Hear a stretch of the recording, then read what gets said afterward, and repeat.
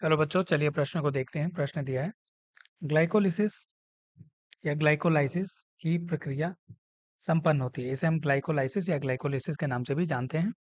विकल्प हमारे पास दिए हैं। विकल्प ए कोशिका द्रव्य में, विकल्प बी है राइबोसोम्स में, विकल्प सी है माइटोकॉन्ड्रिया में, और विकल्प डी है अंतःद्रव्य जालिका में। तो आइए इस प्रश्न की मुख्य अवधारणा को समझते हैं। मुख्य अवधारणा, मुख्य अवधारणा ये दिया हुआ है, ग्लाइकोलाइसिस। ये ग्लाइकोलाइसिस से संबंधित है, जिसके बारे में हम समझने का प्रयास करेंगे। यह एक प्रकार का अवायवीय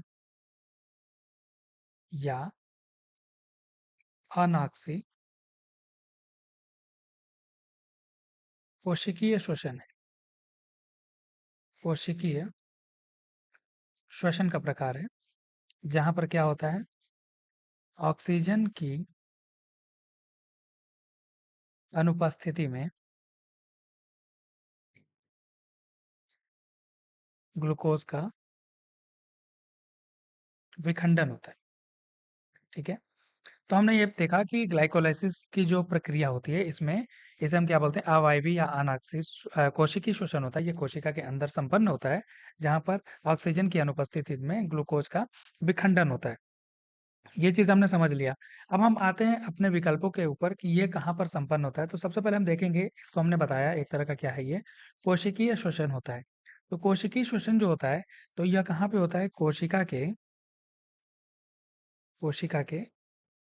कोशिका द्रव्य में संपन्न होता है। कोशिका द्रव्य में संपन्न होता है।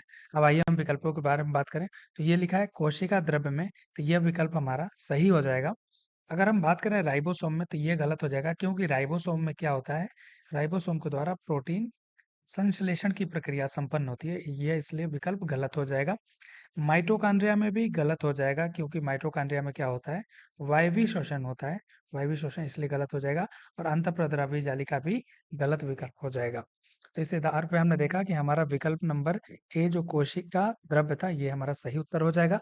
आशा करते हैं इस प्रश्न का उत्तर आपको समझ में आया होगा। धन्यवाद।